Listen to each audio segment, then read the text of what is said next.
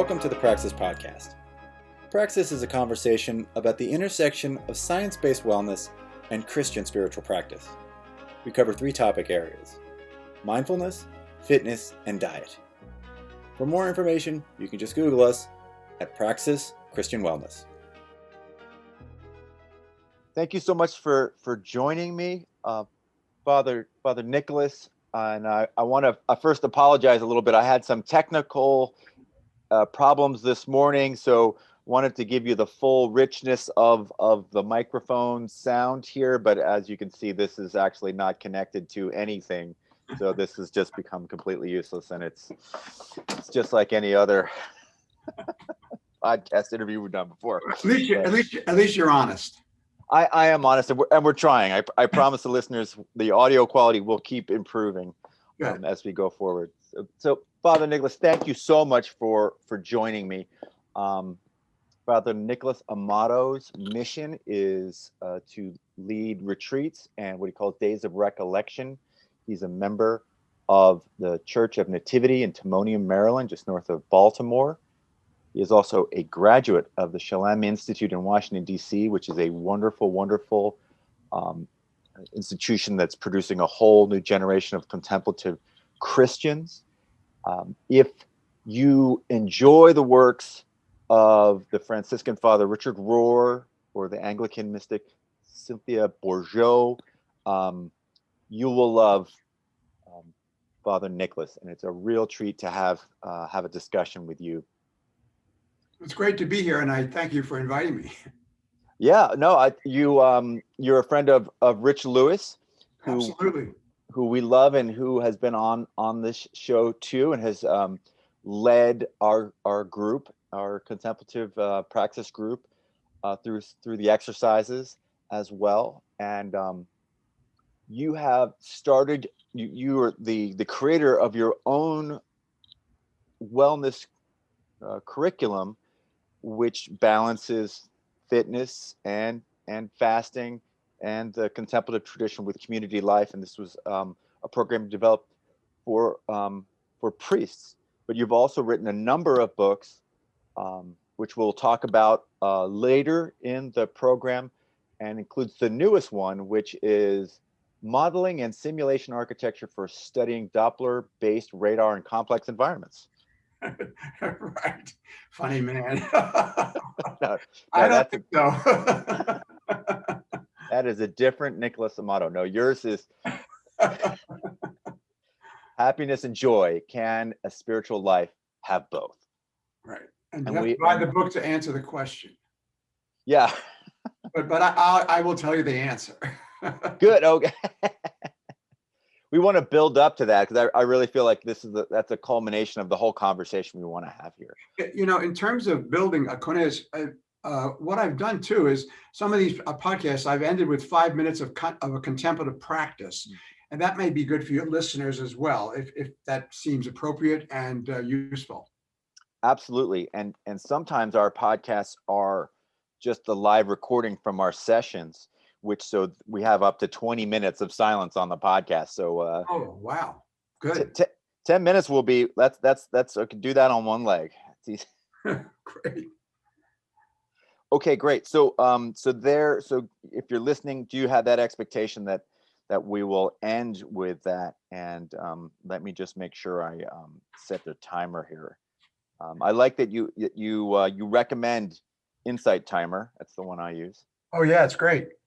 And if you don't know Insight Timer, they're not sponsoring the show, but it's a wonderful app that gives you, your basic timers for meditation, but also provides a whole catalog of podcasts, online lectures, programming, classes, and streaming programs. So it's a whole environment there. So you developed this wellness regime for other fathers. Can you tell us how you came to that? Sure. What exactly it was? I mean, I don't know if my description was sufficient. I didn't sit down originally to write a program. It's more a developmental history of myself. So I was a kind of a heavy set guy at one time. And now, I stay between 155 and 159 and rarely waver. But I was up to almost 210. Wow. And I was standing at a corner, and I saw in the opposite corner, waiting for the light to change, was this heavy, obese man. I mean, morbidly obese, but he looked exactly like me. And I kept staring at him, and the light changed, and we crossed each other. I turned my head, and I thought, oh my gosh, that's going to be me. And I'm not morbidly obese yet, but boy, I'm headed there. So I went right to my office that very same day and called what was then called Diet Workshop. So I had begun the first leg of the table of 4 legs that I call wellness, and that is dieting, food, nutrition. And as I mentioned, I got my weight down to 155, and now it's always between 55 and 59, 60. So that was the first thing that I had a real appreciation. It was my entree, the entry, the portal for total fitness. It was only one of the 4 legs. The other is fitness, exercise, contemplation, and community. So from diet, I started to realize that eating just what I ate wasn't enough, that I needed to exercise. And so I got into fitness. So now we got 2 legs of the 4-legged table. In 1970, when I was ordained, I started very quickly getting into, I was struck by Thomas Keating, the Trappist at Spencer Abbey. He was the abbot at the time. He was working with Basil Pennington and William Menninger on something called centering prayer, which was a missive from the Second Vatican Council to have people get back into centering prayer or contemplative practice. And that's how that came to be. By the way, centering prayer was named by Thomas Merton, who was also a Trappist monk, and said, that's kind of like centering prayer. And that's how it became what it became. It's the same thing as contemplative practice. So that was my thing. I went from diet to fitness to contemplation. Mm-hmm. And then I realized that something was missing, that I needed support. For example, simple thing like I hate to do weight training, lifting weights. And I just don't like doing it.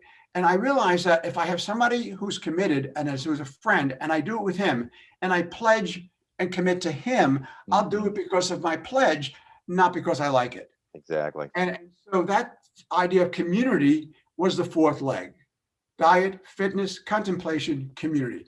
Now, I'd say to your listeners, it can happen any way you want. My thing is this: what's the portal that's going to move you to think about wellness in a general sense? And whatever the portal is, whether it's your exercise or lack thereof, whether it's your poor eating habits, whether it's your poor prayer habits, or you don't like being with other people, just whatever spurs you, whatever stirs your very soul, go with that and make that your beginning. So that's kind of how I developed the 4 legs of the table. I developed it for priests because priests in today's church were really what am I trying to say? They were underserved in terms of wellness. They're also working too hard, not taking care of themselves, living alone. It's too busy to pray. And this seemed like a natural fit.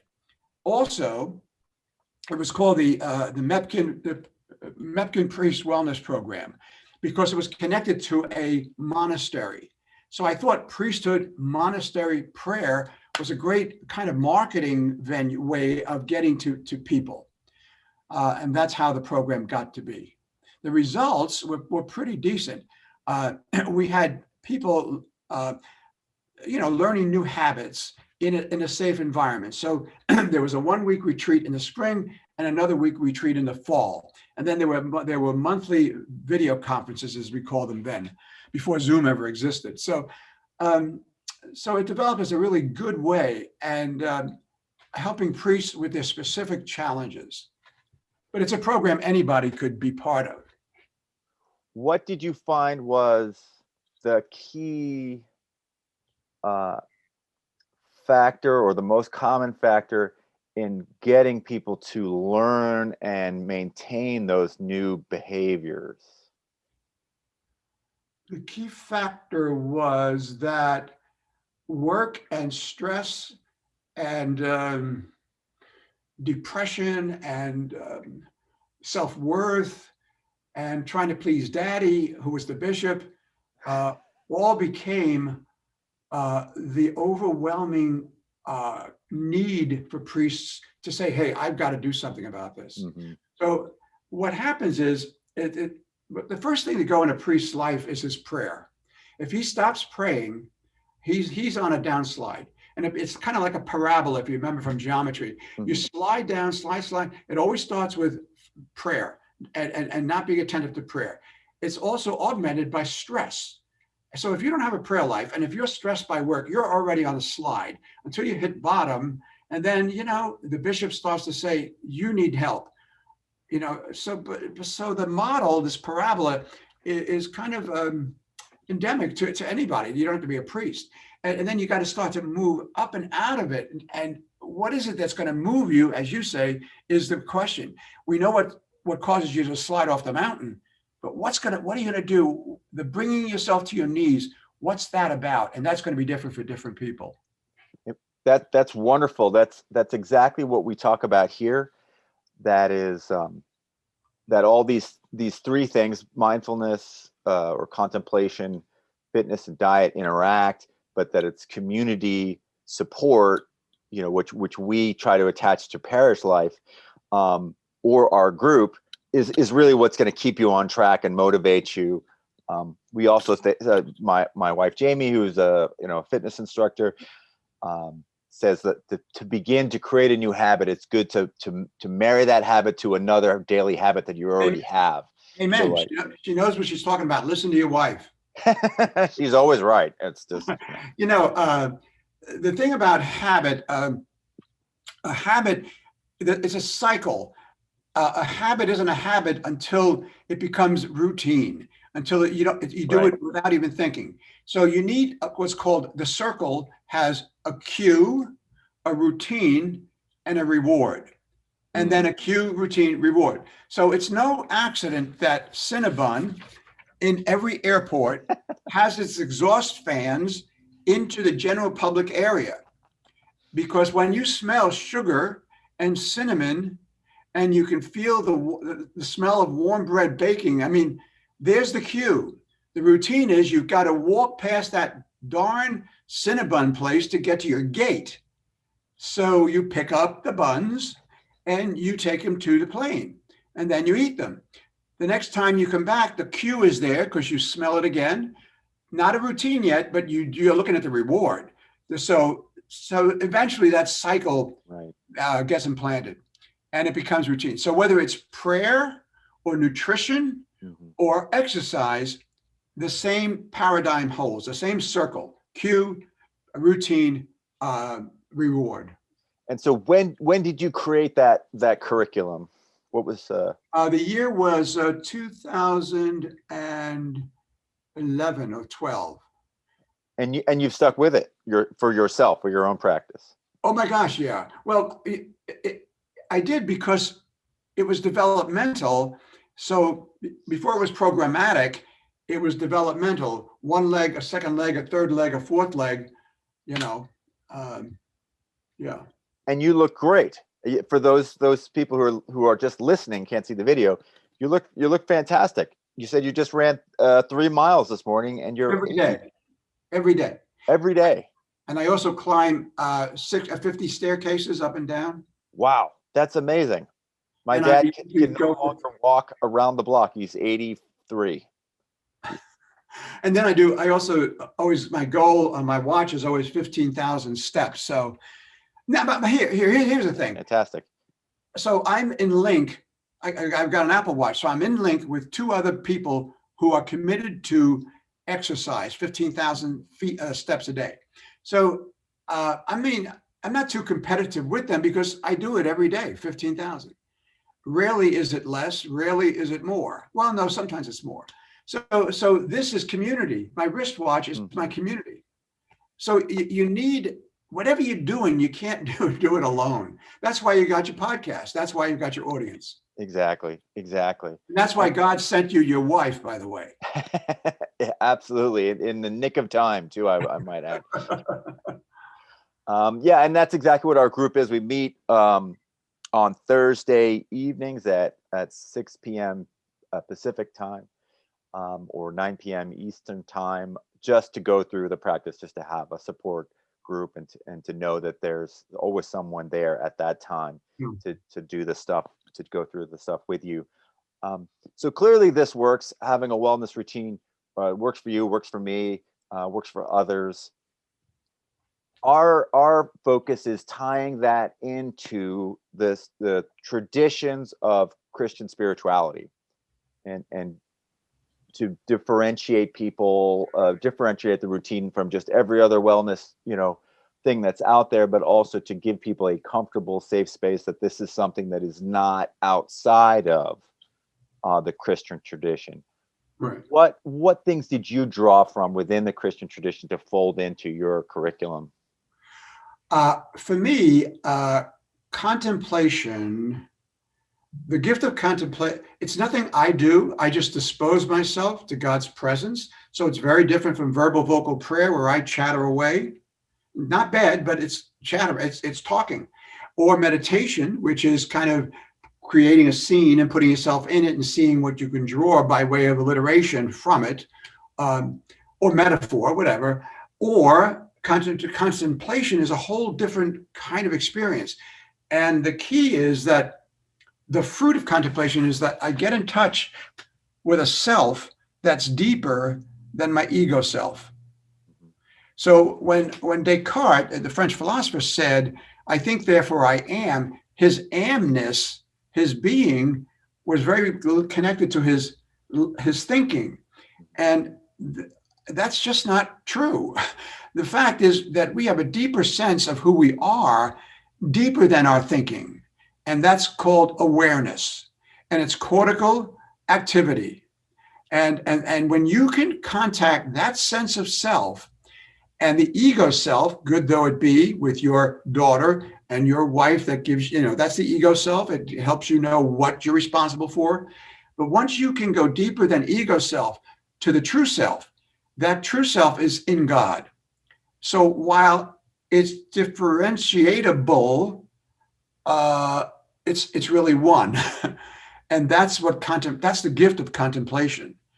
And that's the self you want to get to. Now, just a little quick paradigm of how that happens is, if the ego self, good though it be, helps you know who you are in the world and what your responsibilities are, then we need to have some way to have the ego self kind of slide aside so that I can go deeper into a sense of who I am. And if you look at the ego self, it's formed by my mind. So what our parents taught us, what school taught us, what our proclivities were, whatever it was that created this sense of self, it perdured and continued because of our bodies. So if to have the ego self slide aside to go to a deeper self, we have to attend to the body and attend to the mind. So how do you do that not without aggression? Because you don't want to attack your ego self, because the mind has to think to exist, and it's going to fight for its life. Right. Okay. Like, without being angry at your own thoughts or frustrated that you can't quiet your thoughts when you're precisely. So it's got to do with soothing, quieting. It's like having a child, your little daughter, in your arms and just saying, "Honey, you're going to be okay. You're going to be okay." So it's reassurance. So the way you do that in a contemplative tradition is deep breathing to complete relaxation. So if you're at a stress level of 10, you want to go to probably a 4. And I have ways of doing this with people. So you bring your body to a state of relaxation. And this is what I'd like to do for the 5 minutes at the end. Okay. So now the body is relaxed. So that's the first element of the ego self. The second is you need to quiet the mind. And you can quiet the mind by giving it like a little something to chew on that's not the plan you got to have done by 3:00 this afternoon and turned into the office. But you give the mind just a little bit of what Thomas Keating calls a kind of a sacred word or words. So, for example, it may be, I love you, Lord. I love you, Lord. So it gives the mind something to chew on, but something that it can also let go of easily. So once you've got relaxed body, quieted mind, you now got hold of the ego self in a non-combative way. And now the ego self can slide aside. I'll go through this with you at the end. And then what happens is you kind of fall into, abide in, as Jesus would say, be present to, float, so whatever the word is, the verb, you become aware of a hushed silence that is so soothing, so slaking of the thirst. And there you stay. Once you start, the mind comes back and you start thinking, you go back to the words, the breathing, the letting go. And I'll do that by way of a practice at the end. Well, that's a lovely explanation of contemplation and the process of it. And that makes me want to quickly reference your 2016 book, Living in God, Contemplative Practice and Contemplative Action. This is, for me, a lovely practical book written in a gentle voice, and without the sort of vague homiletic pablum that plagues this category of literature. And it's just very concise. It's very to the point. It's very specific, without the empty calories of a lot of long-winded anecdotes and opining that you usually get in this consumer-facing religious book. And I just love this. And again, it's really in this class with the Richard Rohrs and the Bourgeois and like we said, the Keatings, and who are and were your contemporaries. And so you describe it as a concrete way of disposing yourself to experiencing God as a face-to-face presence in a way that impacts your life. It's just lovely. And one of the things you touch on is some practical ways of dealing with distraction, thinking, and drowsiness. What are those? I mean, we've talked a little bit about distraction. I'd love to hear about drowsiness, because you hear that a lot. And I in the beginning, I also struggled with this. Well, in the old days, my mother used to say, if you're saying a rosary and you fall asleep, the angels finish the rosary. But the drowsiness is real. Now, remember, when you've got a relaxed body and a quieted mind, you are set for sleep. So that's why I have you sit as straight as you can, comfortably, hands in your lap. Now, when you go for electroencephalogram, an EKG, there are four stylized, styluses that are recording. There's alpha, beta, delta, alpha, beta, theta, and delta. So beta is when I'm actively thinking of a problem. Those are beta waves. Alpha is when I'm gently just reminiscing and not doing a whole lot of work. Theta is contemplative presence. Theta is complete relaxation and very low mental conversation. Delta is sleep. Now, so you got the most vibrational is beta, then alpha, then theta, and look at what's next to theta, delta. That's why it's so easy to slip into it. So if you think you're sleeping, you're not sleeping because you're thinking of sleeping. So you're in theta. Right. So if you start to drift, just be aware that you're drifting and come back. But here's what I do. I usually stand and continue my contemplation standing. The other thing I do is I note, noticing, Cornelius, is so important, like what's going on. And once you do that and you can say, oh, I'm slipping into delta, I'm slipping into sleep.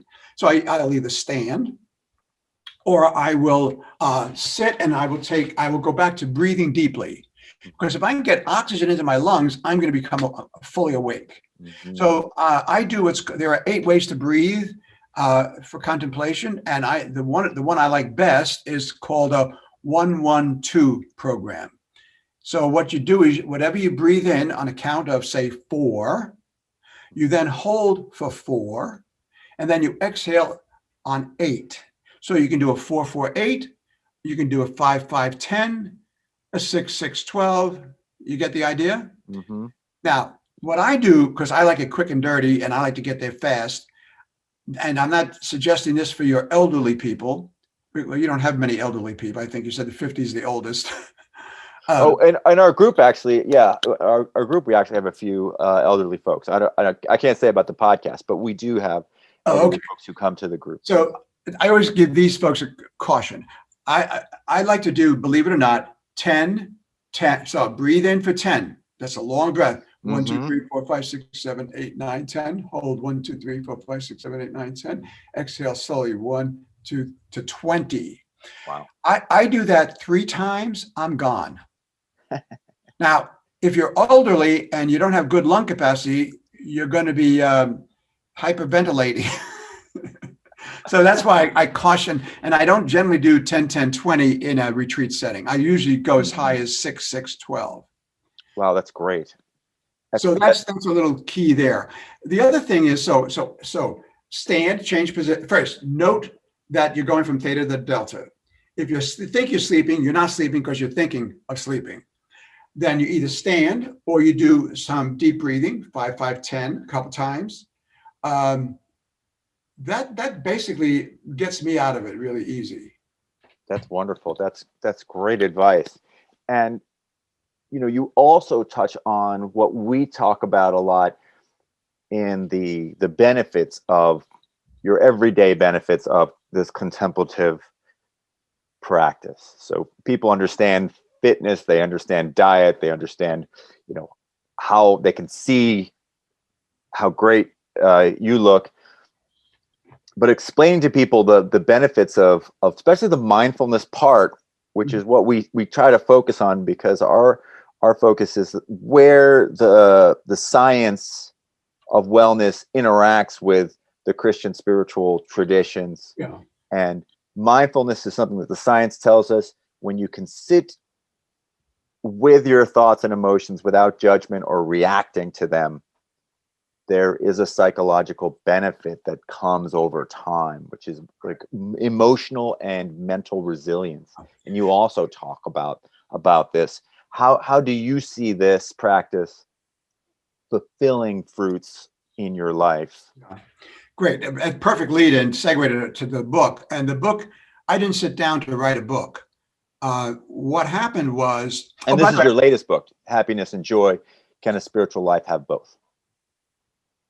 I thought you were talking about, I'm sorry, I thought you were talking about living in God. No, I was. So I'm sorry. I'm just making sure we're getting the right plug in.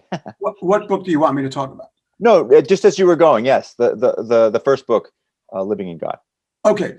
So by the way, when I have my physical every 6 months, I go 10 minutes early and I sit for 10 minutes of meditation, and my blood pressure is 118/78.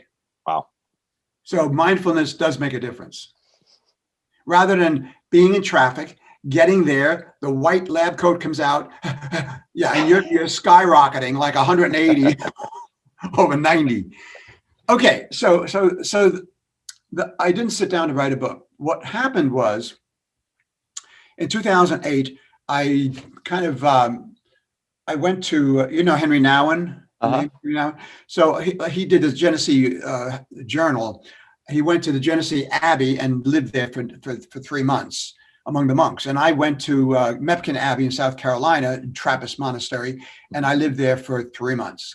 And no talking, vegetarian diet, hard work, and then that was 2008, and I started to live out of a much deeper sense of contemplation, because now they were doing Lectio Divina and they were doing centering prayer. And so I was really into it.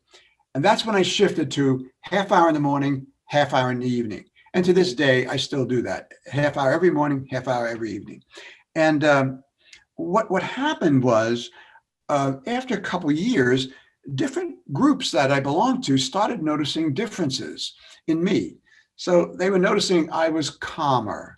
They were noticing I was a better listener. I didn't have preferences. Like, where are we going to go out to eat? Well, it's not that it doesn't matter. It's just that it doesn't matter. I mean, it's just not important. So whether it's Chinese or Thai or Italian, and it honest to goodness, people get upset, but it didn't. They thought I wasn't concerned. I was concerned, but it didn't matter. So anyway, that was the big one. So that's beautiful. I just want to say that's beautiful. I wish everyone could learn that. Being on the East Coast now, trying to have a family reunion, organizing a family reunion. Everyone's like, I won't meet unless I get a room. It's a south-facing room. It's far from the stairs. I won't be by the ice machine. The laundry has to be blue. I'm like, what? Just without. I would love it if everybody would be without preferences for the reunion, at least. Whenever we have a reunion anywhere in a hotel, I have a rule: nobody goes to anybody's room, because the minute you do that, you start comparing rooms. And the minute you do that, what is it? James Martin, the Jesuit, says, compare and despair. Anyway, so people started, and I started to say, well, what was different? And then I tracked what was different was I was praying a half hour every morning and every evening in contemplative prayer. And so I started to say, wow, that's what's making a difference, because these people don't know each other outside the group. And I said, so I started to say, well, what's going on here? Why have I changed in now these ways that I'm hearing I've changed? And that's where living in God, which was my fondest desire, my longing to do, started. It was the beginning of the title, but the colon and contemplative prayer and contemplative action became the two subtitles. And they're very important, because I started to see my contemplative prayer was leading to contemplative action. Now that I had a connection of why this was happening, and it was happening to the testimony of my friends, I started to say, well, how does it happen? I want to be more, I don't want to just be looking, I'm not driving a car looking through a rear view mirror at my past. I want to look through the windshield at my future. And that's how I developed the chapters of the book. That is, how can contemplative prayer, which I was doing, and contemplative action, which was taking place, how could I make that programmatic and make that didactic and make that instructional? And that gave rise to the book. Wow. That is, and how did you see this now that you've been doing your wellness practice for so long in tandem with this contemplative practice? How do you see, like, how does fitness interact with your contemplative prayer, interact with your diet?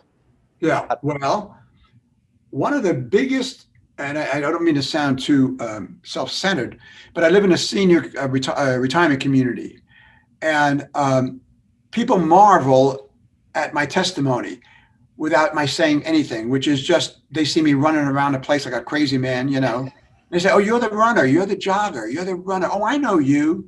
And so I've learned to, when I'm walking down a corridor and somebody's in front of me with either crutches or a cane or a chair or what do you call those things? A machine thing, they'll say, I used to walk like that once.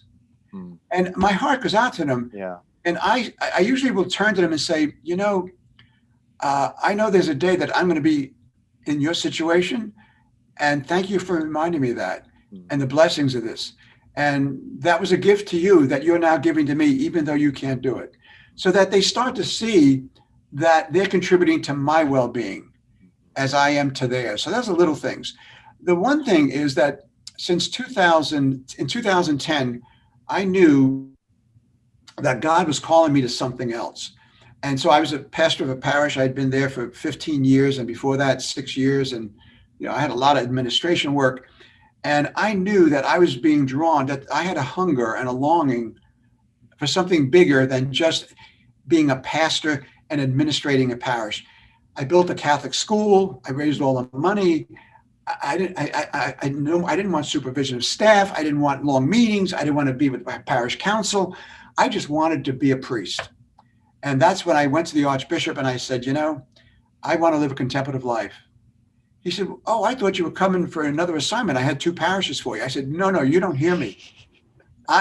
I'm being called to something and I don't even know what it is. So I don't know what I'm going to tell you. He said, well, okay, I'll support that. So I left active pastoral ministry and I got into full-time contemplative ministry. Those 10 years from 2010 to 2020, for which I had no plans, except that I wanted to live a contemplative life and these 4 legs of a table. I wanted balance, because if one leg is short, the table's wobbly. If 2 short, it's lopsided. So it doesn't work. So that was kind of my vision. So I was dreaming big, but trying to think little. Dream big, think little. Dream big, think little. Because the dream is what spurs you on. The thinking little is the application of what's possible. So I have to say to anybody out there who's thinking of something different, or a change of empty nesters, newly marrieds, divorced and looking for another spouse, whatever change you're up against, dream big, think little. Dream big, think little. And remember these 4 legs of the table. So, and I want to end by saying this. The 10 years from 2010 to 2020 have been the most productive decade of my life. And that's notwithstanding my doctorate, that's notwithstanding 2 master's degrees, that's notwithstanding all kinds of adjunct faculty positions that I hold. So what are those 10 years? I wrote 3 books. I got a 4th one now. I'm writing right now that's going to be ready for publication Thanksgiving next year. And it's called Forever Young, by the way. Ha ha. And so I've never been as productive. I've never had such an effective ministry. And I'm part of a church that's Catholic, but very evangelical. It's kind of on the model of Saddleback, Rick Warren's church in California, and Andy Stanley's North Point in Georgia. So in some ways, evangelical doesn't go with Catholic, but it's a Catholic church that has a lot of the feel of North Point and Saddleback.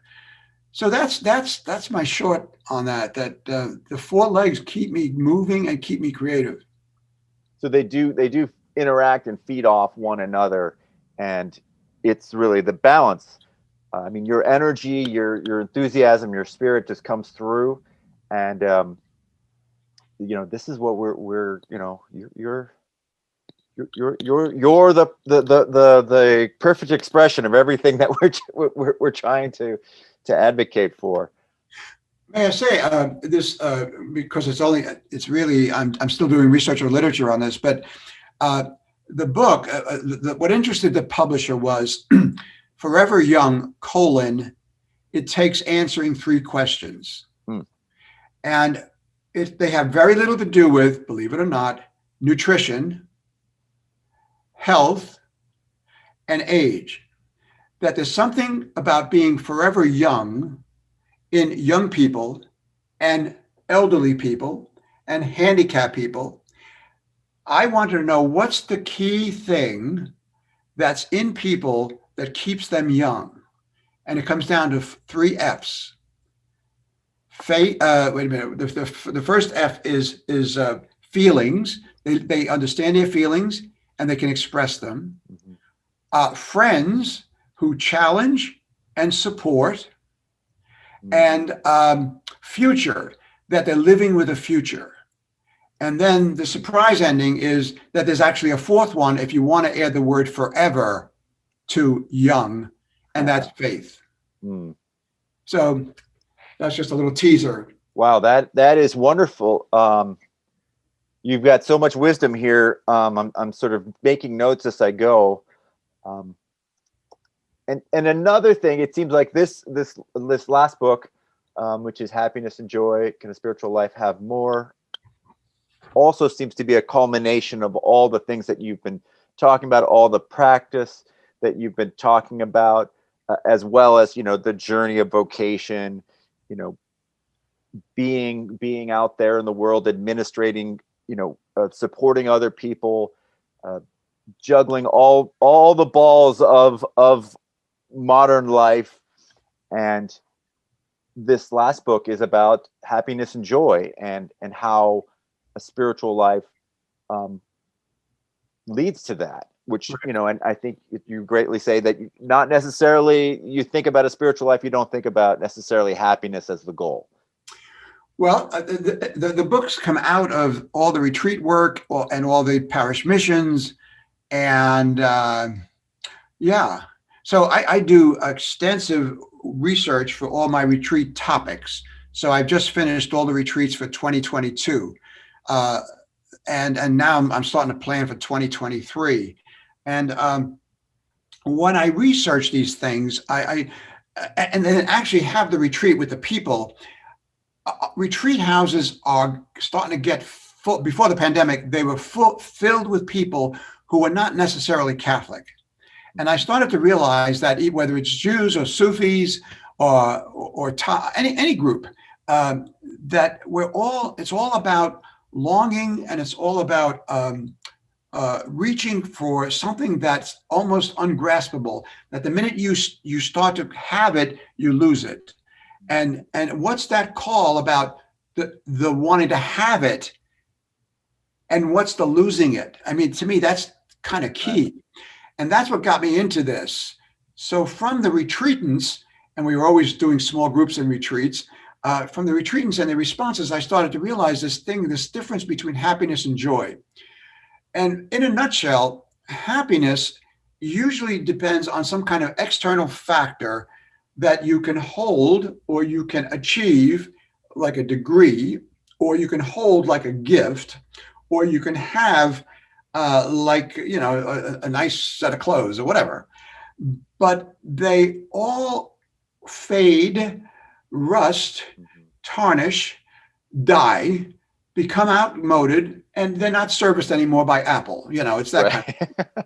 And so there's this planned in appeal that's supernatural, that this Porsche is going to give you happiness forever, or this new tide is going to make your clothes unbeatably clean. So there's this promise that's never delivered, and not only that, it's outmoded and it falls apart. Okay, that's happiness. So, but it keeps you coming back because the longing is for something deeper that happiness can't give you. So happiness, just think external, held on to, and then lost. But the grasping is the thing that intrigues me. And the grasping is what joy is all about. So when you contrast happiness to joy, and now we're in a descriptive definition rather than an essential one, joy's got more to do with an interior state of being. It's got to do with a wellspring that's bubbling up. It's kind of like the wellspring of a stream. There's no beginning, but it's just bubbling up, and it creates a lake. So there's a wellspring in us that is appropriate to the longing that was placed within us as an appetite. So just as we have an appetite for hunger, so that we eat, or thirst, so that we drink, and fatigue, so that we we sleep, there's this longing, and that's the grasping. That's the thing I'm into, because that's what I want, and I want it all. But it's elusive. And so that's what joy is. Now, when you start talking about joy, and you start to talk about the sources of joy within you, they are usually going to be relational. So you held your little daughter for the first time. One time, you can probably call that time to mind, and you said, "Oh my gosh," and you were in touch. And Cynthia Bourgeois is good with this stuff. You started to realize the miracle of it all. And that experience is what I'm into trying to get more of. So short of having 1,000 babies and holding 1,000 babies, how else can I do that? And that was my search. And that was the source of the book. And by the way, the book, if you've seen the cover, has, and this was not my idea, this was the publisher, decided after we settled on the title, it's really, it's the quiet ocean and then the surf. And the surf is the happiness. It comes and it goes, but the ocean still and deep remains. And so I thought that was a pretty good analogy. And I sat down with the art department because they said, listen, we got to get a better, they gave me 6 cover photos. I said, no, none of this. So I had to go in and I met with the art department and we were having this kind of a conversation, and they came back with the surf. That is a wonderful metaphor, and exactly, still waters run deep.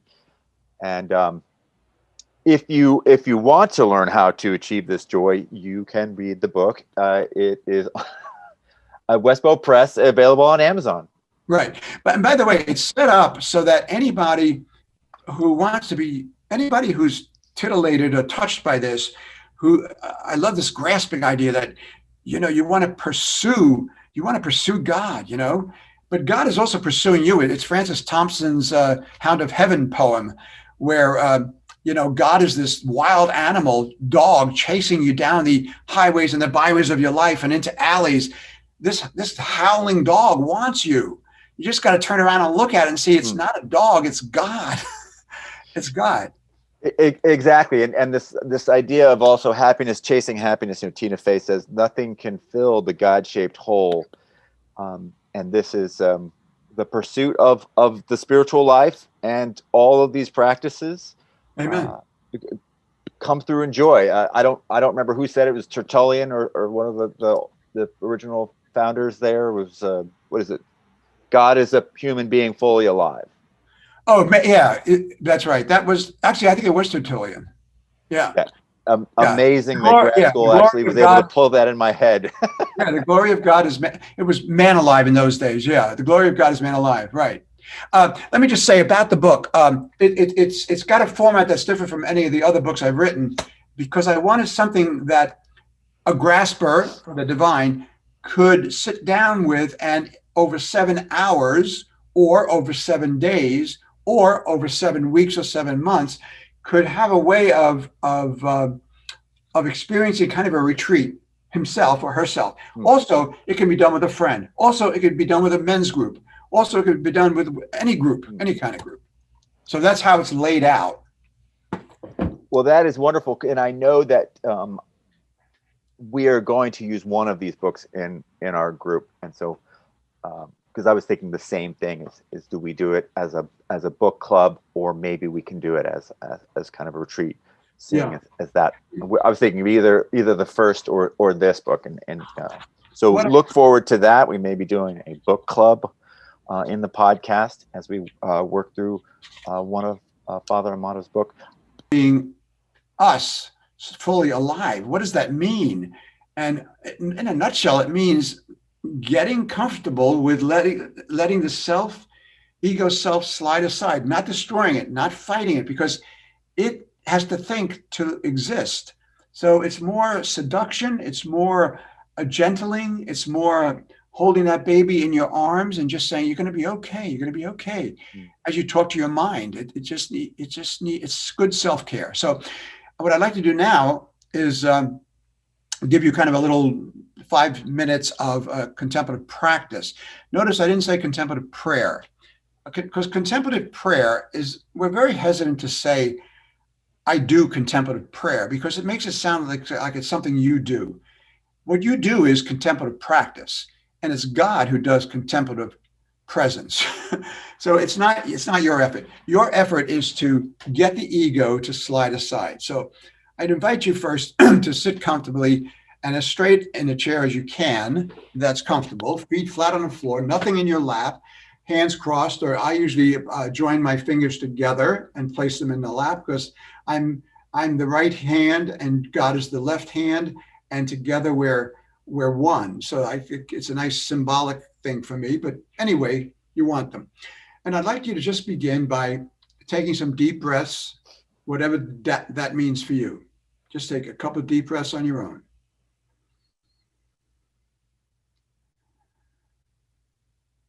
Now, if I say deep breaths, notice how as you continue to do this, your shoulders go back, let your chin come up, and your lungs fill.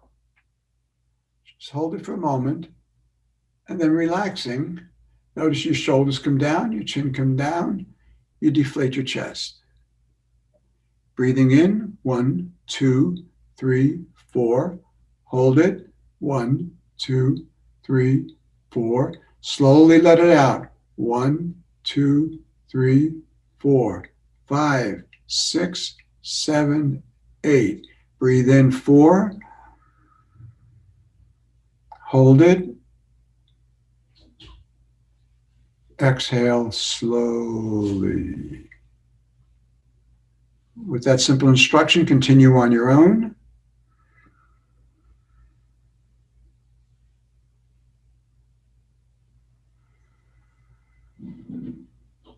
One more time. Breathe in. Hold it. Exhale twice as slowly. Continue on your own. And just notice while you're breathing deeply how you're becoming more relaxed. Relaxing the body, because the body is the constitutive element of the self, the ego self. Now you continue to breathe, please. 4, 4, 8. And now we're going to work on quieting the mind. So we want to give the mind a word or two, not more than 4 syllables, that will be a symbol of your intention to be with God and to live out of that presence. Let me repeat as you continue to breathe. You're going to come up with a sacred word or 2, not more than 4 syllables, that are a symbol of your desire to be with God and to live out of that. So your word may be, here I am, Lord, or come to me, or you know my heart, or I'm ready. So whatever your word or words, as you continue to breathe deeply, I want you to synchronize your words to your breathing. Half of them as you breathe in, half of them as you breathe out. So it may be, here I, breathing in, holding, am Lord.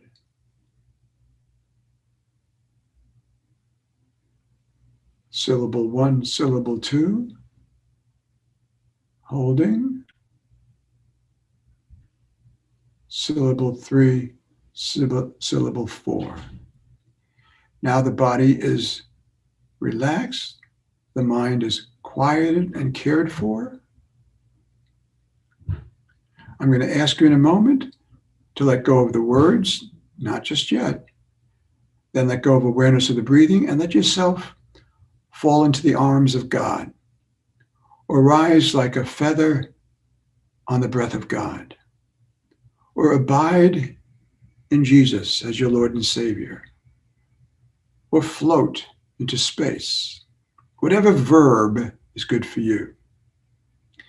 Now, once you do this, you're going to become distracted, or you're going to start thinking. If you start thinking or become distracted, return to the words, the breathing, the letting go. So continue now with your breathing and your words.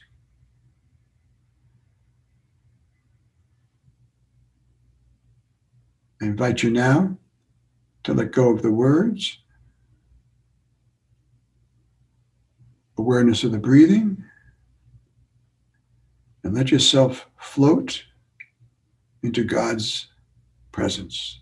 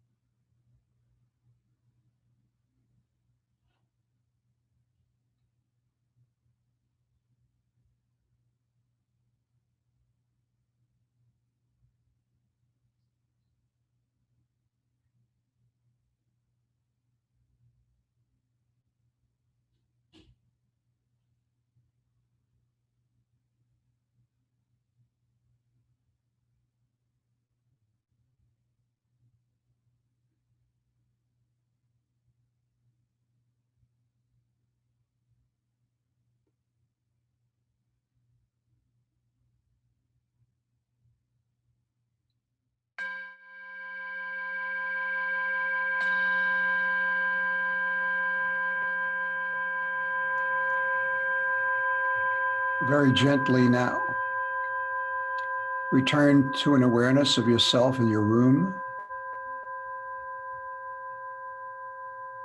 And I ask you to do several things. First, recall your sacred word or words. With some folks, the words change. If they do, what I've found is that the words they change to are somewhat deeper in content.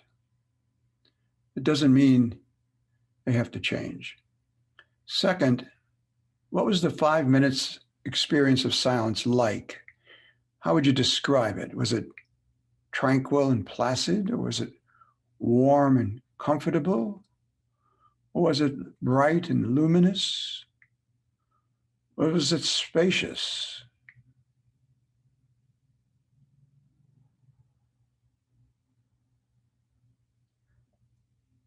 And now, having been in contemplative prayer, we're going to move to contemplative action. Remember the intent, your intent, your sacred word was a symbol of your longing, your desire to be with God. And that part of it has been fulfilled. But it's also a symbol of your desire to live out of that presence. And that's the action piece that comes in reflecting or journaling or sharing with others what the words and the silence empower you to do. And so I'd ask you, what would you do today? Who would you meet? What will you encounter at work, at home, at the dinner table, on the drive? What situation may come forward, present itself, that your sacred words and God's presence empower you to do? So, for example, my words happened to be, "You know my heart." So my presence, the experience was very placid, like a calm lake with maybe one heron off in the distance. So I'm going to now take that placid calmness and those words, "You know my heart." And I've got somebody in mind already who's pretty upset about something.